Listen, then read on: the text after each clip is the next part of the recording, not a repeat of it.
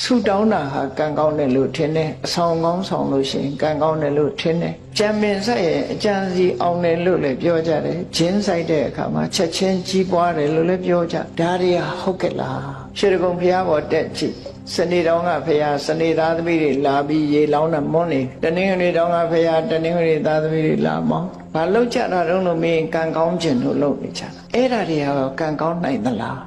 အဲ့တော့တေချာစဉ်းစားတတ်ဖို့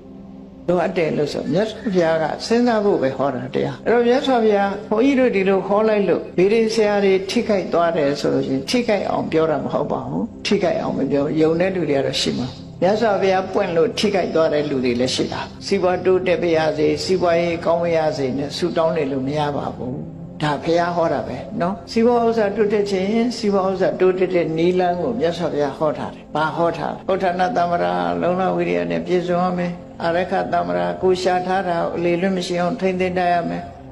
သမဇီဝိတာမြတ်မြတ်တရသမွေးထားရမယ်ကလျာဏမေတ္တာမိကောင်းဆွေကောင်းရှိရမယ်အဲ့ဒါဒီဘဝမှာစီးပွားဥစ္စာတိုးတက်ခြင်းအကြောင်းလေးလို့ဒီလိုပဲဟောတာအဲ့ထက်ပဲရေတရားခြေရမယ်လို့မပါဘူးနော်အဆောင်ကောင်းဆောင်ရမယ်လို့မပါဘူး